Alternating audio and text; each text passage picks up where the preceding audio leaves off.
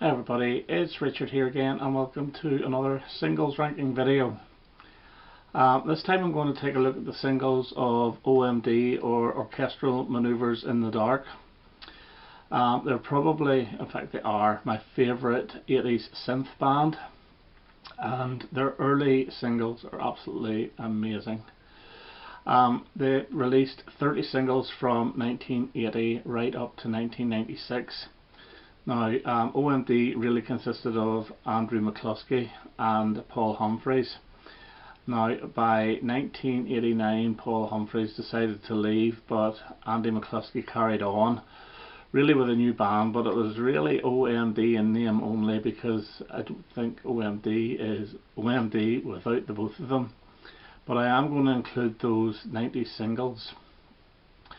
Now in 2008 or so they reformed again, and they not re-recorded, they actually recorded a song they had written for, or Andy had written for Atomic Kitten, called Whole Again, and it was put on one of those Liverpool compilation albums, and they then released a full album in 2010 called A History of Modern, and then a couple of more albums since that, and they're both very good, but I'm not going to include any of the 21st century singles, because yet again they're either downloads, or I think some of them were released on CD or whatever, Metroland I think for one, but I'll stick with the up to 1996. Okay, let's get started, and number 30 from their Liberator album is a song called Everyday. And this is like a 90s dance, and there's not much of a tune. One thing I will say about OMD, they were very good at creating a bit of a melody, and this here is actually not very good at all. This is just a collection filler, so that's my number 30. Number 29, and I'm going to put Shame, which is the third single from the Pacific Age in 1986. Again, it's not a great song. It is very dated. It's got that mid-80s sound to it, but again, not much of a song. So that's my number 29. Number 28, and their last one together in the 80s, is Dreaming, and this was, I think, written to promote a Best of OMD album. It's alright, it's nothing special.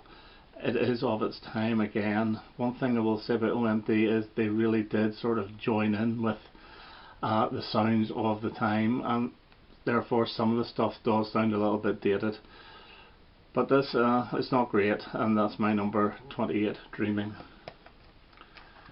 Number 27, and this is Never Turn Away, the fourth single taken from the album Sugar Tax in 1991. It's not bad, but again it's very early 90s sounding to it. Again, it's not much of a song. I think they were stretching it a bit with 4 singles from that album, so that's Never Turn Away is my number 27.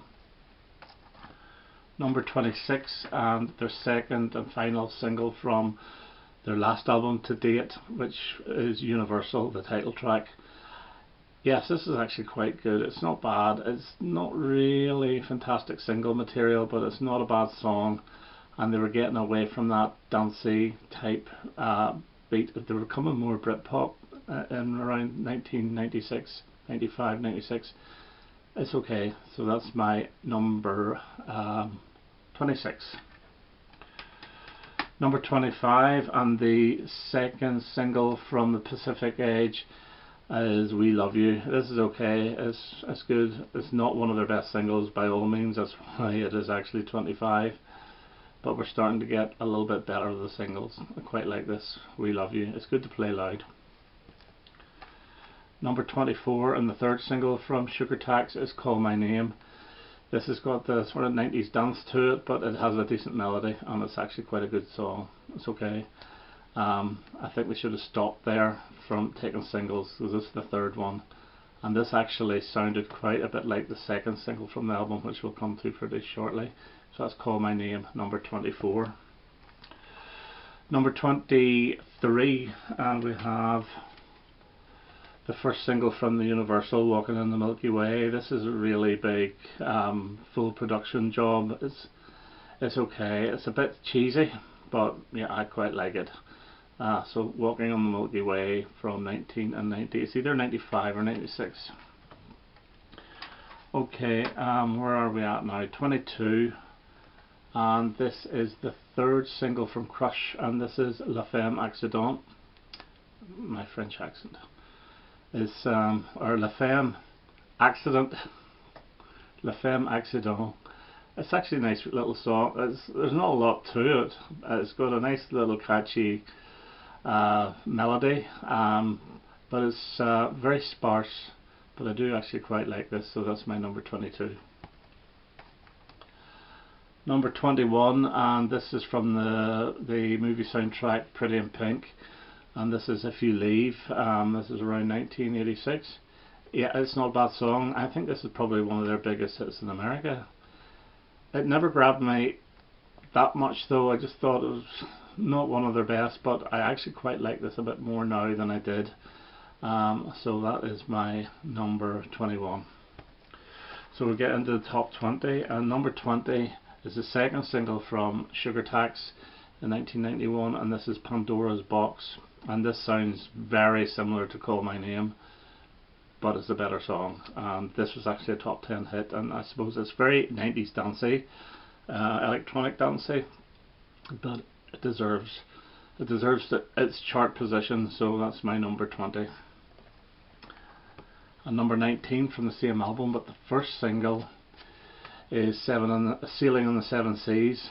Yeah, this is very drum based, almost glam stomp to it. It's a decent enough song.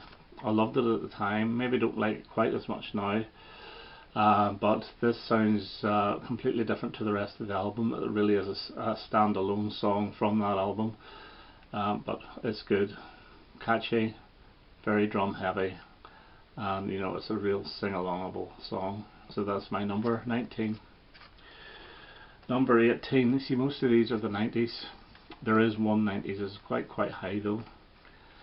Number 18 is Dream of Me, based on Love's Theme, and this is the second single from Liberator, and this works because of the female vocals. It's beautiful, it really is. The song itself is okay, but the female vocals really lift this up for me, and I really enjoy this. So OMD, Dream of Me, based on Love's Theme, at number 18. Number 17, I mentioned in the video that this should never have been a single. I'm sort of nearly retracting that now because I played this recently again and I thoroughly enjoyed it. And it's the fourth single from what's called Junk Culture, Never Turn Away. I really do like this now, but I still say it shouldn't have been a single because it's too slow for a single. But in playing it in the car the other day, I actually put it back and played it again. I enjoyed it that much. So I take back part of what I said about this single. So that's number 17, Never Turn Away, fourth single from Junk Culture. Number 16, and their second ever single, is Red Flame White Light. This is very sparse and basic electronic music, obviously really influenced by Kraftwerk. This is good, but I thought it needed to be developed a little bit more. It's maybe a little bit too sparse, but I enjoy it, and that's from their very first album in 1980 called Orchestral Manoeuvres in the Dark. Number 15, and we have the second single from Crush, and this is Secret, and this is the lead vocalist on this is actually Paul Humphreys. Normally Andy McCluskey sings the most, but Paul does have a few, and you'll find out the other two are actually in my top 10. So this is Secret, second single from Crush from 1985. Not a bad song, wasn't much of a hit though. So yeah. Number 14, and the first single from Junk Culture is Locomotion. Now it's not that Locomotion you're thinking of. This is their own song. Again, it's quite horn heavy, but it is a catchy enough number. It doesn't really, I loved it at the time, but I'm not quite as keen on it now. But I know if I put this on the record player now, I'd be singing away to it. So I've put this at number 14, Locomotion. Number 13 and the first single from Dazzle Ships is Genetic Engineering, and this just about scraped the top 30. I do really like this from 1983. I think there's a lot of typewriters and stuff in this. It's just weird, and that's the way I liked OMD, to be just a little bit at left field. And it was an okay hit, but it didn't help the sales of the Dazzle Ships album, but it's a good song. And this wasn't actually put on the vinyl of their very first Greatest Hits LP, which I thought was disgraceful, but there you go. Okay, number 12 and the second single from Junk Culture is Talking Loud and Clear, and this is like a nice wee sort of easy listening with some flute, or well, flute sounding synthesizer. It's just a lovely little song, and I know whenever he played this live he used to sit down at the edge of the stage and sing it. It's a great little song. Talking Loud and Clear, number 12. Number 11 and the third single from Junk Culture. My goodness, this is Tesla Girls, and this is catchy as hell, and this was a decent enough sized hit. I think this should have been top 5 though. This is a great little number. Tesla Girls. The LP track is a little bit longer. It's got a bit of a longer introduction, which I wish they had kept for the single, because I really do like the introduction. But number 11, Tesla Girls. So getting into the top 10, and the second single, which wasn't really much of a hit from Dazzle Ships, is Telegraph, and this is a great one to watch live. There was a concert done in the mid-80s to promote the Crush tour, and doing Telegraph was one of the highlights. The energy put into it was amazing, and it's really love this song, and this is my number 10. Number 9, and the best one he did of the 90s, well they, is OMD. I don't know why I keep saying OMD, because they're all OMD. Stand Above Me. I think this is catchiest, really one of their catchiest ever singles. It's from Liberator in 1993. I'm not too sure if it was a huge hit or not. I think it might have been number 20 or something like that there, but it deserved to fare far better than it actually did. So that's my number 9. Number 8, and one sung by Paul Humphreys, is Forever Live and Die, from the what do you call it again, Pacific Age album. Just a great song. Forever Live and Die from Pacific Age. Okay, number 7, and the third single from their debut album is Messages. Let's see if you can see that. Yeah, this is just a synth classic. It really is, and this was actually their first ever hit. The single version is slightly speeded up. The LP version is slightly slower. It's the single version which works the best. And yeah, absolute brilliant OMD, number 7. Number 6, and I'm going to go with So In Love, the first single from Crush. I've always loved this. Yeah, there's a great video for this as well. In fact, the whole Crush album has a video, a VHS. I think I've got it somewhere still, which is magnificent. It's not a bad album, Crush, but this song I absolutely love, and this is a double pack. Okay, so we're getting to the top 5, and we've got 3 basically in a row from the same album. Number 5 is Joan of Arc. Bought this in 1981. Love it. Great song from Architecture and Morality. Number 4 is also Joan of Arc, but they changed the name to just Maid of Orleans, which was the third single from Architecture and Morality, and this is great. This is the one that sounds as if there's bagpipes on it, but it's not, a synthesizer. Wonderful song. Number 3 is from Architecture and Morality. The first single is Souvenir, and the lead vocals in this are from Paul Humphreys.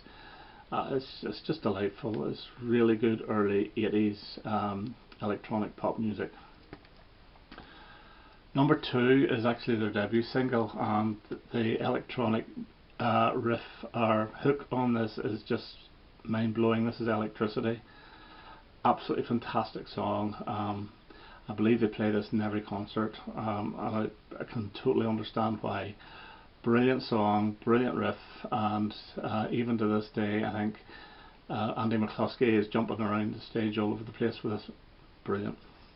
And my favourite OMD singles from 1980, the only single from their second album, Organisation, and that is Enola Gay. You know, I loved it at the time, I love it now. It's the bass on this just blows my mind, man. But yeah, love it. OMD's Enola Gay. I did it again, OMD. Okay, so that's my ranking of OMD's 30 singles from 1980 to 1996. I hope you enjoyed that, and I hope to have another video quite soon. Okay, now all the best. Bye bye.